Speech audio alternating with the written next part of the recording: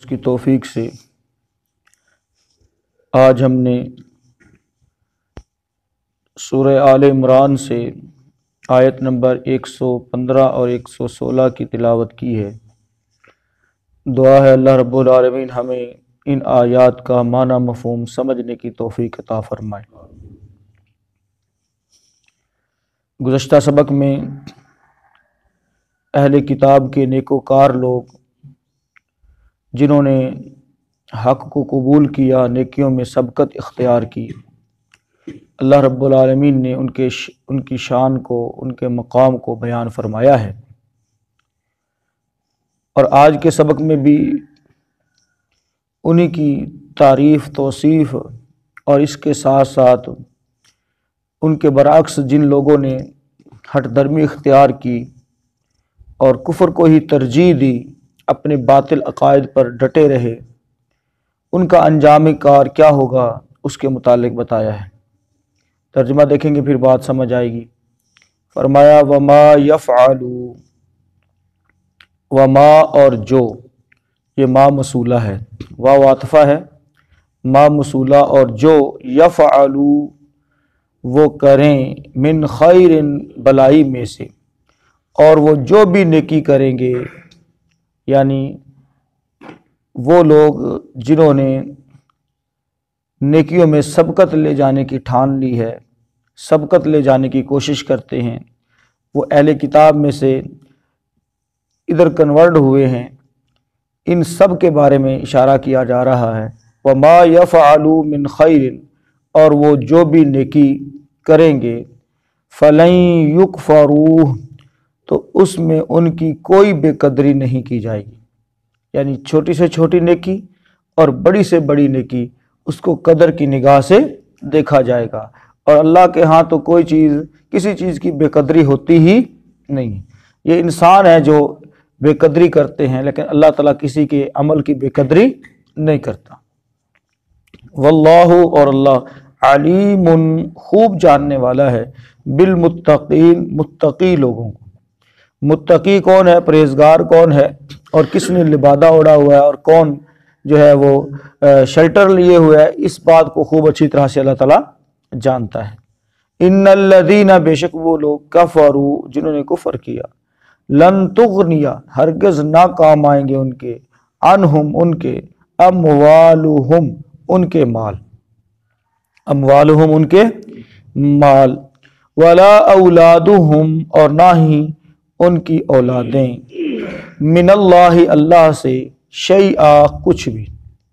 ان کے مال اور ان کی اولادیں یہ اللہ سے بچانے کے معاملے میں ان کے کچھ بھی کام نہیں آئیں گے۔ وَأُولَئِكَ، اور یہی لوگ ہیں، اصحاب النار آگ والے، آگ کے ساتھی، ہم فیہا خالدون، اور وہ اس میں ہمیشہ رہنے والے ہیں۔ ترجمہ دوبارہ سے دیکھیں، وما یفعلوا، اور جو بھی کریں وہ، من خیر بھلائی میں سے، نیکی میں سے، فلن یکفروا تو ان کی بے قدری ہرگز نہ کی جائے گی، واللہ اور اللہ علیم خوب جاننے والا ہے، بالمتقین متقی لوگوں کو۔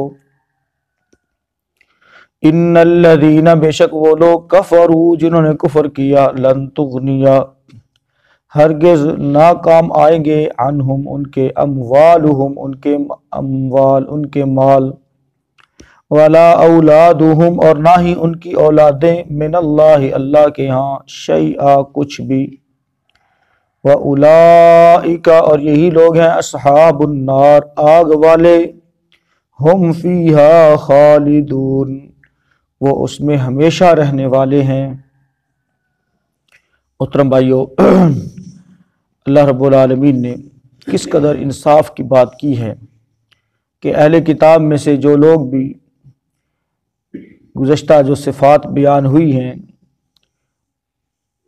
اچھی صفات، یعنی رات کو اٹھنا، اللہ کی آیات کی تلاوت کرنا، سجدے کرنا، اسی طرح سے نیکی کا حکم دینا، برائی سے منع کرنا، اللہ پر اور آخرت پر یقین رکھنا، اور نیکی کے کاموں میں بڑھ چڑھ کر حصہ لینا، سبقت لے کے جانا، جو لوگ بھی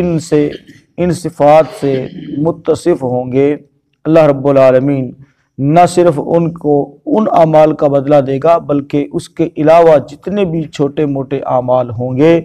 اللہ رب العالمین سب کا بدلہ ان کو عطا فرمائے گا۔ اس لیے کہ اللہ رب العالمین قدردان ہے اور اللہ رب العالمین انسان کے انتظار میں ہے کہ وہ کب کوئی نیکی کا کام کرے، کب بھلائی اور خیر کا کام کرے، تو اللہ رب العالمین اس کو اپنی رحمتوں سے نوازے۔ اللہ رب العالمین نے اس قدر ان لوگوں پر رحم فرمایا ہے، حدیث میں آتا ہے کہ کچھ لوگ ایسے ہیں جن کو اللہ رب العالمین دوہرا اجر عطا فرماتا ہے۔ دوہرا اجر، دوہرے اجر سے مراد کیا ہے کہ وہ جس دین کے اوپر پہلے تھے اس دین کے اندر انہوں نے نیک اعمال کیے، اللہ رب العالمین ان کا بھی اجر ان کو عطا فرمائے گا، اور اس کے بعد انہوں نے جب اسلام کو قبول کر لیا ہے تو اب بھی اللہ رب العالمین ان کو اجر عطا فرمائے گا۔ تو فرمایا 3 آدمیوں کو دوہرا اجر ملے گا، ان میں سے ایک اہل کتاب ہیں، جو شخص پہلے اہل کتاب تھا اور پھر اس نے اپنے وقت کے نبی پر ایمان لایا اور اس کے مطابق عمل کیا، اور پھر جناب محمد رسول اللہ صلی اللہ علیہ وسلم پر ایمان لایا، تو اس کو 2 اجر ملیں گے۔ اور اسی طرح سے دوسرا وہ غلام ہے جو کسی کی ملکیت میں ہے، وہ اپنے مالک کا بھی حق ادا کرتا ہے، اور ادھر سے رب رحمان جس کا اصل بندہ ہے اس کا بھی حق ادا کرتا ہے، اس کو بھی اللہ رب العالمین جو ہے وہ ڈبل اجر عطا فرمائے گا۔ اور تیسرا شخص وہ ہے جو اپنی لونڈی کو ادب سکھاتا ہے اور پھر اس کو آزاد کر کے اس سے نکاح کر لیتا ہے، یہ شخص بھی جو ہے دوہرا اجر پائے گا۔ تو اہل کتاب کے لیے بالخصوص جو ہے وہ کہہ لیں کہ ایک بہت بڑا پیکج ہے کہ ان کے لیے ڈبل اجر اللہ رب العالمین نے رکھا ہے۔ آگے ہے بے شک وہ لوگ جنہوں نے کفر کیا ان کے ہرگز کام نہ آئیں گے ان کے اموال اور ان کی اولادیں۔ اچھا، پیچھے بھی ہم پڑھ کر آئے ہیں، اسپیشلی اللہ رب العالمین نے جب بھی ایسے لوگوں کا ذکر کیا تو 2 چیزوں کا ذکر ضرور کیا ہے، ایک مال کا اور ایک اولاد کا، اور تیسرا بھی ذکر کہیں کہیں ملتا ہے اور وہ ہے کسی کی سفارش کا، دوست احباب تعلق دار ان کی سفارش۔ اللہ کے ہاں ان تینوں میں سے کوئی چیز بھی چلنے والی نہیں۔ یہ اس لیے بار بار اللہ رب العالمین بیان کر رہے ہیں، واضح کر رہے ہیں، کیونکہ انسان کی نیچر ہے کہ جب وہ پھنستا ہے نا، ہاں جی، جدو ڈاڈا پھنسیا ہوئے نا، ہاں جی، ہماری بھی نیچر ہے کہ جدو اسی پھنسنے ہیں پھر اسی منتاں بھی بڑیاں کرنے ہیں تے منتاں بھی بڑیاں ماننے ہیں۔ ایسے ہے کہ نہیں ہے؟ منتیں بھی بہت کر رہے ہوتے ہیں اور منتیں بھی بہت مان رہے ہوتے ہیں تاکہ کسی نہ کسی طریقے سے ہم اس مشکل سے نکل جائیں۔ تو اللہ رب العالمین نے واضح کر دیا کہ آخرت کا جو معاملہ ہے وہ دنیا کے معاملے کی طرح نہیں ہے۔ آخرت دنیا کے معاملے کے اندر تو بندہ پھر کہیں نہ کہیں سے نکل جاتا ہے، رشوت کی شکل میں کوئی چائے پانی دے کر، اسی طرح سے یا کسی کی سفارش کروا کے یا اپنی گیدرنگ کر کے اپنے دوست احباب کو اکٹھا کر کے پریشر بنا کر بندہ نکل جاتا ہے۔ تو اللہ کے ہاں تو کوئی چیز کام ان میں سے نہیں آئے گی، نہ وہاں پر مال کام آئے گا، اگرچہ زمین بھر سونا اس کے پاس ہو اور وہ فدیہ میں دینا چاہے تب بھی قبول نہیں کیا جائے گا۔ اسی طرح سے محترم بھائیو، طاقتیں، اولادیں یا گیدرنگ یا اس کے جو حمایتی ہیں، سپورٹر ہیں، وہ سارے اکٹھے ہو جائے، ان کی وہ پریشرائز کرنا چاہیں تو پریشرائز بھی